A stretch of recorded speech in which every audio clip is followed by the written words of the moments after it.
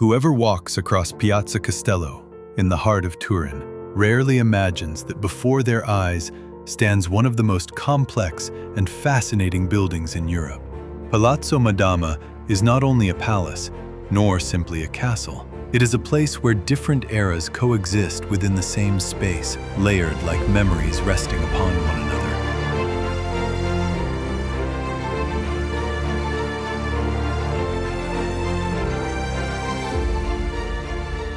Hello, I'm Mike, and today I take you to the heart of Turin, in Piazza Castello, in front of Palazzo Madama, a place that holds centuries of history.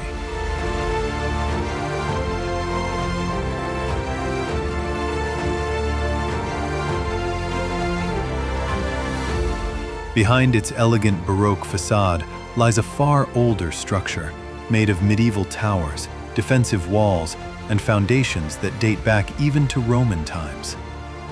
Every stone tells a transformation. Every transformation tells the story of Turin.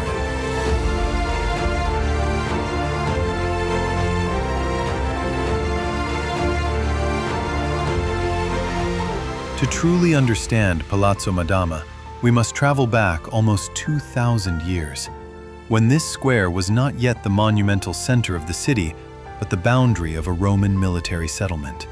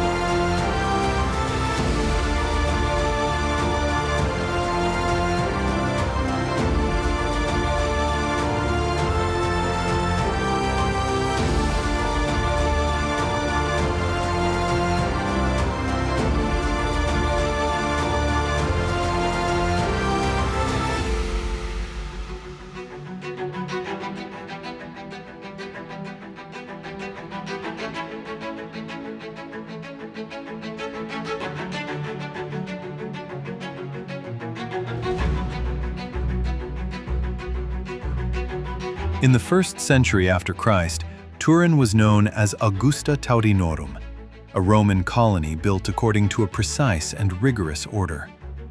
Its streets formed a perfect grid designed for control and territorial defense. Exactly where Palazzo Madama stands today once rose one of the city's main gates, the Porta Decumana, the western entrance to the Roman settlement. It was not symbolic. It was strategic, crossed by merchants, soldiers, and travelers arriving from across the empire. For centuries, this gate marked the boundary between safety and the unknown, between the protected city and the outside world. When the Roman Empire slowly began to decline, these structures changed purpose. The walls did not disappear. They were reused, reinforced, transformed. And from that ancient Roman gate, many centuries later, a castle would emerge. With the end of the Roman world and the arrival of the Middle Ages, Turin became a contested city, often threatened by invasions and conflict. The old Roman structures provided the perfect foundation for new defenses. Between the 13th and 14th centuries, a true fortress was built upon those foundations. Higher walls, corner towers, and spaces designed to resist siege. The place changed identity. From city entrance, it became a symbol of military power. The towers, still visible today behind the Baroque façade, belong to this period. They are the oldest visible part of the palace, silent witnesses to an age when survival depended on defense. But the story of Palazzo Madama would not remain tied to war. Soon, the fortress would assume a completely different role, that of a royal residence.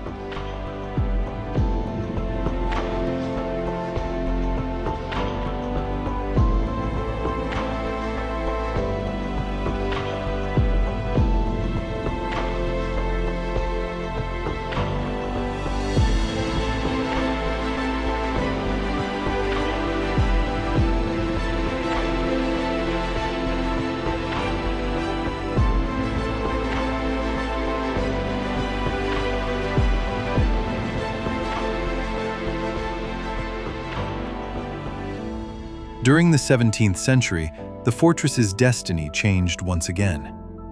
Turin was becoming the political center of the House of Savoy, and the old medieval castle was chosen as an official residence. Yet it was above all two women who transformed its identity. Christine of France and later Marie-Jeanne Baptiste of Savoy-Nemours, known as the Royal Madames, governed the duchy during delicate periods, exercising a power rare for their time. The castle ceased to be only defensive. It became a place of representation, diplomacy, and culture. Austere halls were decorated, spaces adapted to courtly life, and the fortress slowly transformed into a palace. Here, political decisions were made, ambassadors received, alliances forged, shaping the future of Piedmont and Europe. Palazzo Madama began to reflect a new idea of power, not only military strength, but prestige and image. At the beginning of the 18th century, Turin entered a season of ambition. The Savoy rulers wanted a modern European capital. They called one of the greatest architects of the age, Filippo Giuvara. His vision was bold, not to destroy the medieval castle, but to conceal it behind a monumental façade. The medieval towers remained, creating a unique contrast, Middle Ages and Baroque within the same structure. Palazzo Madama became the symbol of Turin's transformation, from fortified city to refined capital.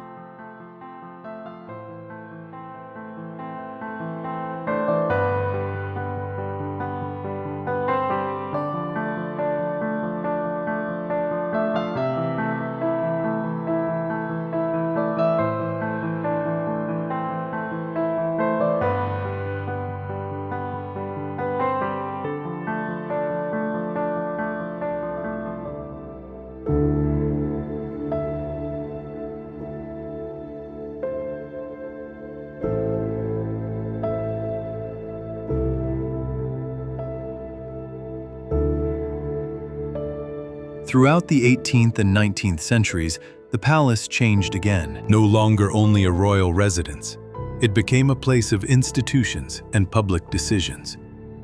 Political assemblies met here, and for a time the palace hosted the Senate of the Kingdom of Sardinia, anticipating the climate that would lead to Italian unification. Its halls witnessed debates, reforms, and ideas that prepared the birth of modern Italy. The castle, born as a Roman gate, had become national history. With Italian unification, Turin changed rapidly. The city expanded, modernized, and many historic buildings lost their original role. Palazzo Madama entered a period of uncertainty. No longer royal, no longer political. For a time, it seemed suspended between past and future. It even risked being forgotten, transformed, or demolished. But a new idea emerged, preserving the past not as nostalgia, but as identity. During the 20th century, Palazzo Madama found new life. Its halls were restored and transformed into a museum dedicated to art and history. Walls that once defended rulers began welcoming visitors. The palace ceased to belong to kings. It became heritage for everyone. Walking inside means crossing centuries without leaving the same building. Ancient Rome, the Middle Ages, the Baroque age, and modernity coexisting together. Few places in Europe make time so visible. Today, Palazzo Madama is more than a monument.